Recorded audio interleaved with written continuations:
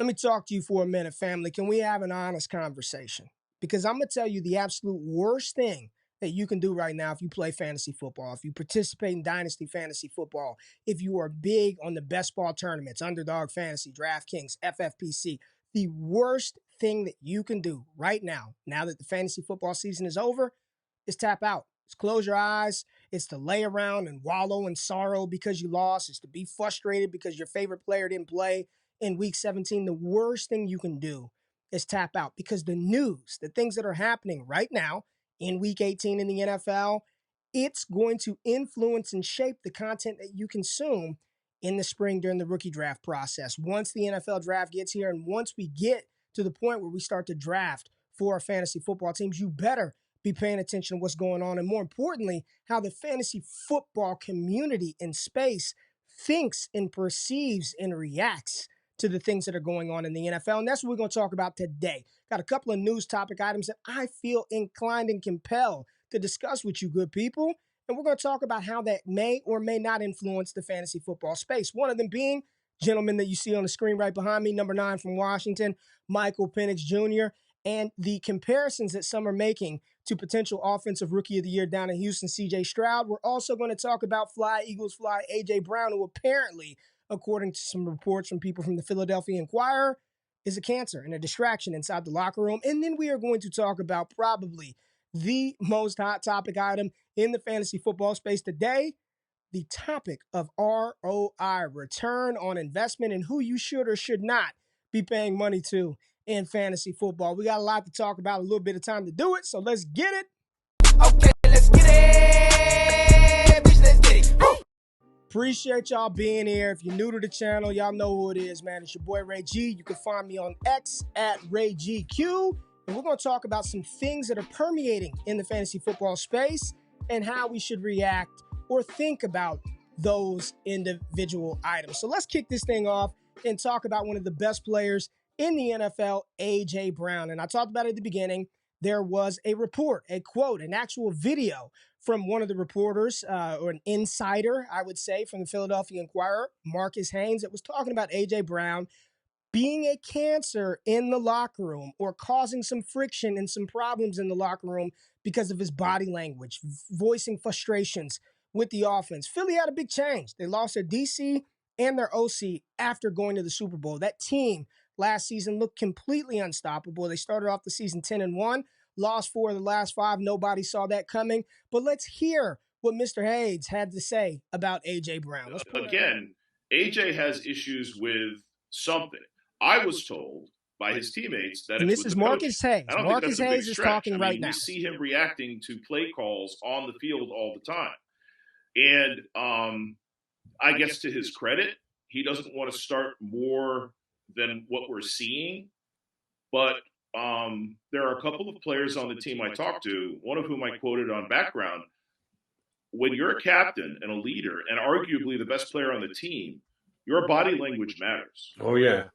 So, AJ has been a great player and a great example on the field and a pretty good example off the field. But the blow up on the sideline with Jalen resonates more now, and his distaste or disgust with what's going on the field resonates more now. And it's only amplified when he not only refuses to talk about it, but says, I'm not going to talk about it because I have bad things to say, then says there's nothing really to talk about. So that was Marcus Hayes. He is a reporter from the Philadelphia Inquirer, and that was him basically talking about A.J. Brown's body language, what he has been told from Philadelphia Eagles players in that locker room, that A.J. Brown, his body language, his emotion is sort of fracturing or being a problem, causing a problem in Philadelphia. Now, before I give my opinion on this, let's hear from A.J. Brown, who actually just responded to this a few minutes ago. Let's hear from A.J. Brown. A.J. Brown frustrated with the Eagles. AJ this, AJ that, but everybody's locker room is frustrated. So why are you singling me out because I'm frustrated? Like, just because I'm shaking my head, I'm showing emotion. You can look at everybody in the stadium has bad body language. They're frustrated, And so, I wanted to clear that up because it's not about me. Like, we're all frustrated. So I wanted to clear that up, man. Your question was? No, about the other sources of the frustration. Yeah, because I want to win. Like, I want to win, and I'm trying to do everything in my power to win. Like, I wake up before the sun come up. I go home when the sun is past hours after the sun has gone down. Like, this is our life. We dedicate our whole entire life to this shit.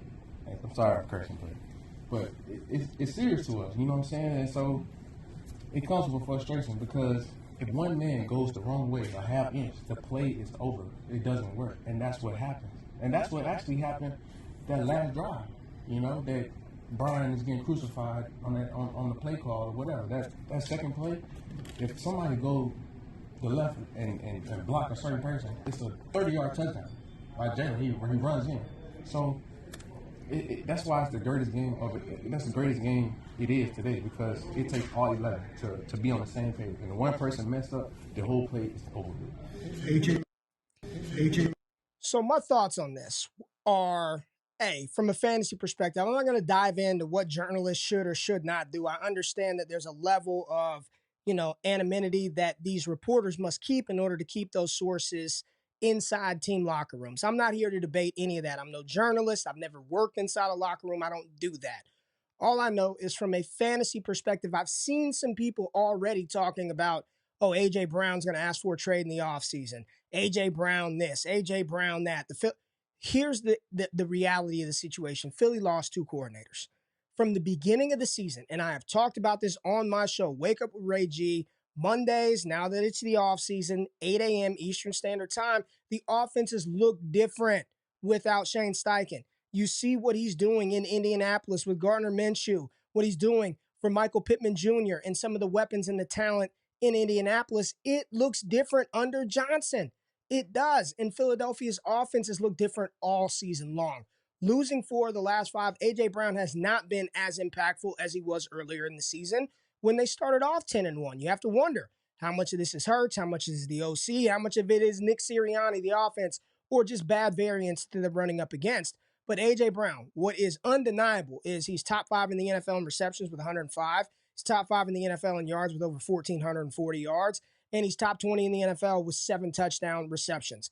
He is a bona fide superstar, one of the best wide receivers in the NFL. And if anybody in the fantasy football space wants to scare you off of A.J. Brown, if this presents even the tiniest window, buy opportunity to get him because he's a cancer in the locker room, especially if the Eagles play week 18 and he doesn't perform again against the Giants, go buy Brown.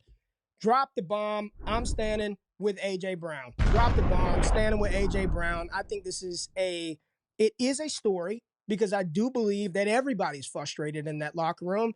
But from a fantasy perspective, am I moving or adjusting how I think or view A.J. Brown? Hell no, not even a little bit. So go out there, see if you've got any fish in your league that are going to pick up the bait on this story. Get them on the hook, reel them in, and go ahead and acquire you some damn A.J. Brown. Now let's talk about a quarterback. That man is right there on the back of the screen going to the national championship against Michigan, Michael Penix Jr. And this young man has a lot of people thinking, hoping, imagining he can go out there and do the same type of thing that C.J. Stroud did for life for the Houston Texans. He is a ball placement specialist. Michael Penix Jr., for everything that people have talked about as reasons why you should fade him, right? The injury history is extensive. We know it. Multiple ACLs, shoulder injury. But if you've watched anything from this young man, and most people, it was their first taste of Michael Penix Jr. this past Monday on a national stage because they ain't staying up watching Pac-12 after dark. So for most people, it was their first time getting a chance to see him play. But for those of us who are Pac-12 truthers and homers, you see the USC Trojans helmet up there. Love me some Pac-12 football. Now Big Ten football, like, yes. You know that if Michael Penix Jr. is given time, he can make every single throw that you would want an NFL quarterback to make. And as you're watching it, it's lazy analysis, but I don't know how far off from the truth it is because you watch him play and he looks like Tua. He's a left-handed quarterback. He's accurate. He's putting the ball down the field. He's pushing the ball downfield. He can deliver it to all quadrants. He gets his tight ends involved. He gets both 2, 3 wide receivers involved, and it just makes you think, man, what if we can get this young man on a team like the Atlanta Falcons, right? The Minnesota Vikings with Michael Penix Jr., Justin Jefferson, TJ Hawkinson when he's back, and Jordan Addison would be freaking incredible. Give me all the Penix that I can get, and I've learned my lesson, quite frankly. Looking at these quarterbacks that may not be the dual threat dynamic quarterbacks and writing them off because they may have come from an offense that is conducive for scoring points. This Kalen Moore offense has been good for 2 years. You look at Michael Penix's stats over the past couple of years, and they look sort of kind of like old C.J. Stroud for the last 2 years. So look at Michael Penix. First thing you notice, he's been in damn college since 2018. It's a long time to be playing college football, so he's very experienced. He should be as good as he is, but man, the past 2 seasons, no less than 65% completion percentage, over 4,600 yards, and no less than 30 touchdown passes and no more than 9 interceptions over the past 2 years at Washington. This is surgical type stuff. And we'll pull up C.J. Stroud and look at what he looked like his final 2 years at Ohio State. You see that. Both of those players, 4,000 yards. C.J. Stroud, a little bit of a dip in that final season, but the completion percentage is high. Ball placement specialist. 44 touchdown passes as a sophomore for C.J. Stroud, and then another 41 with only 6 interceptions. I'm looking at this. Quarterback rating no less than 177.7. Let's pull Penix up one more time. And where's he at? I think it's like 163.5 in his final season. He's got one more game to go, and then 151. So while the comparisons to C.J. Stroud surface level are fun, and I get it and I understand, but C.J. Stroud was a different animal. And you see right now he's playing and performing like a different animal in the NFL. Penix Jr. for me was one of those guys that was teetering between quarterback 5 to quarterback 7 for me a couple of months ago with J.J. McCarthy, Bo Nix also in the mix. But as we sit back today and really look at this, this is who I got. You know, you got Jaden Daniels right there at the tip top. Using these stats, what kind of talks about the average PPA, projected or potential points added. It's just like EPA. I mean, he's at the top of the list, the top of the class. Jaden Daniels right there, 0.7. That's an average of all rush and pass attempts. He is incredible player. You also have Bo Nix, who's going to be one of the top quarterbacks in this class as well. You're going to get a chance to see him at Mobile at the Senior Bowl. He's second on this list in those EPA efficiency categories, followed by the aforementioned Michael Penix Jr. coming in at third, 0.51. Average of PPA for all rushing and passing, first down, second down, just sort of giving you a snapshot of the EPA for these players. And then the final two, you got Caleb Williams and Drake May. Put those on the screen. If you're not watching on YouTube, make sure you subscribe so you can see this. And you can visit the link in the description, which gives you access to this website. It's a free tool. I go to it all the time, collegefootballdata.com. And you can kind of look at this and formulate some opinions on these players and these quarterbacks on your own. But when I'm looking at Michael Penix Jr., all I know is that he has done everything that you can ask for a young quarterback prospect to do to put himself in position to be drafted very high. And if he does get the capital that I project, which is going to be a first-round pick, he's going to be somebody that cannot fall past the 107 spot in Superflex formats. You'll have your big 3 quarterbacks with Caleb, Drake, Daniels, big 4 with Michael Penix, and then you've got 3 studs at the wide receiver position in Rome Odunze, Malik Neighbors, Marvin Harrison Jr., and in tight end premium formats, the right ones, Brock Bowers rounding out your top 8. Michael Penix Jr., one more game to show the entire world that he is a ball placement specialist, a surgeon, a quarterback that you can build a franchise around in the NFL and in fantasy. Excited to see him play versus Michigan next week. And the final and probably the biggest topic in the fantasy football space today, the conversation around ROI.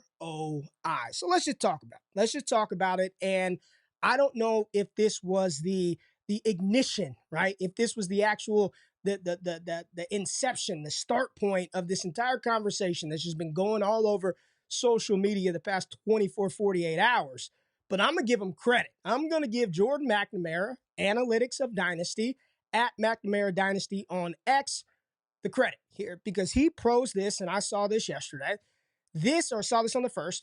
This is the time of year when you should find out how your fantasy analyst did this year. What was their buy-in? What was their ROI, profit, investment? How many leagues are they in? How many leagues have they orphaned? If there's no transparency, ask yourself why. I personally really don't have a problem with what McNamara said, asking for transparency, wanting to know people's ROI, how much money are they making. Here's where I kind of felt a little rubbed the wrong way, and it's just my personal opinion. You are the consumer. Like, the consumer pays for what they want to pay for.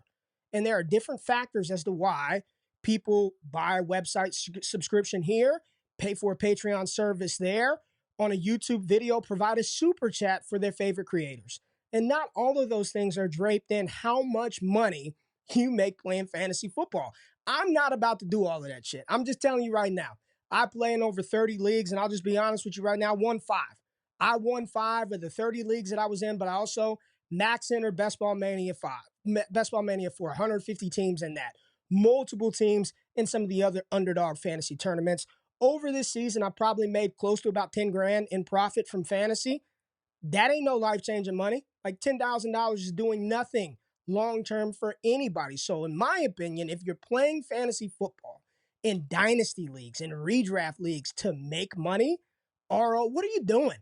What are you doing? Like, there are better, more efficient ways to try to secure return on whatever investment that is in freaking fantasy football. I'm not saying that he's wrong. I'm not saying any of that. But what does that do? For me, my opinion, just my opinion, what I feel when I read those things is you've got some creators who have had the ability and have found great success in selling and monetizing their voice, their flow, their product, their skills. And if you can do that, it doesn't matter to me. I don't care. There are people out there who break down collegiate prospects, who talk about rookies, who I think that I'm probably better than in talking about and analyzing the game. But you know what? They've found a way to capitalize and make money off of their voice, their image, their likeness. So kudos to them. I don't need some ROI tracker to tell me or to tell other people who and why and how they should invest their time and their money.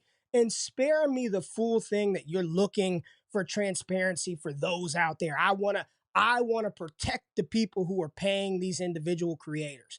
I stop that shit, man. Like, you don't pocket watch other folks. Let people spend their money where they want to spend their money. And if you want to know, oh, Ray, how successful were you this year? I'll tell you, man, there were some leagues I thought I was going to take down and it didn't happen. But ultimately, my measure and level of success are by the people who still rock with me, because I know for a fact I've been right on some players. Kyron Williams, league winner this year. Told y'all he was a top running back 2 years ago. This season, Devon Achane, told you he would probably be pretty good in the NFL. Puka Nacua, the same way. But amongst the hits, I've also got misses. Daniel Jones thought he would be a top 5 quarterback this year, top 10 option in New York. That is a big womp, womp, womp. He was not that. Transparency enough. There are other players. Tony Pollard thought he could finish as the RB1 in fantasy. Womp, womp, womp that as well. But ultimately, for me, in my opinion, it's not about how much money you win. The money that you win does not make you a better or worse fantasy football player. It's the process. It's the strategies. It's the negotiation. It's the trades. It's teaching people the tools in order to construct their rosters in a way to put them in a position to be there at the end of the day. It's that player that subscribes to Destination Debbie that says, man, I've lost my home league over the last 4 years and I made it to the finals this year because of the principles and tools that you guys talked about. I'm going to take it down next year. That, for me, that's all the transparency that I need to see. As long as you as the consumer are happy with the product, who gives a shit about how much money somebody makes from a game that is very dependent on everything other than what we do. We have no impact on Josh Jacobs being out there in week 17. We can't turn around and give damn Derrick Henry the ball in the championship game, and we're not the ones who hurt Christian McCaffrey's calf when we needed him most. There were a couple of other tweets that I thought were really good. This one here from Dynasty Matters, he tweeted this out yesterday. A good measure of fantasy football manager isn't their win-loss record, championships, or ROI. Those are mostly luck. It's the trades they make that show their skill. It's how they read markets and negotiate deals. That's where you can see the difference in their actual skill set. There was another one here from Blake A. Hampton who said, I'm not a financial advisor, but if you're trying to make real money, real ROI on fantasy football, you're a goofball. is the worst probability to get a return in a league that requires a lot of luck. Take your entry fees, put it into a Roth IRA or something like that. I'm not going to be as sarcastic as Blake, but I feel him. Like, I'm not doing this, and hopefully you're not doing this either, as some long-term investment strategy to set you up in the future. So in my opinion, while I understand the main points around being transparent, talking about the wins, talking about the losses, the hits and the misses, it's a damn fantasy football, man. We're here to have a good time, have fun playing the game, and you, the consumer, rock with whoever the hell you want to. Whether they show their wins and losses, they don't show their wins and losses, you're subscribed to that service, you pay for that service for a reason, and don't let anybody out there tell you you should or should not because somebody does not show their win-loss record, and it's just BS anyway. I don't give a damn about how much money you made in your $20 work league.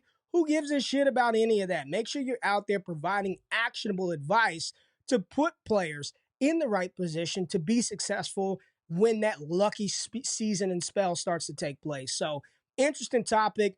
For me, I don't really care about any of that, man. You do what you want, like and roll with who you want to like and roll with, and all that ROI stuff and talk about investment and all of this. Go play in the stock market. Go do something else with your fantasy football money other than worry about ROI. This game is for fun, man. I ain't here for any of that. So while the fantasy space is talking about that, stay tapped in over here at Destination David. We got rookies. We got fantasy daily conversations. We got Scott Connor. We got a podcast feed and the website where you can access those tools to help you win some of them fantasy championships. I appreciate you tapping in today. Enjoy. Be back with more content soon. I'm out. Peace.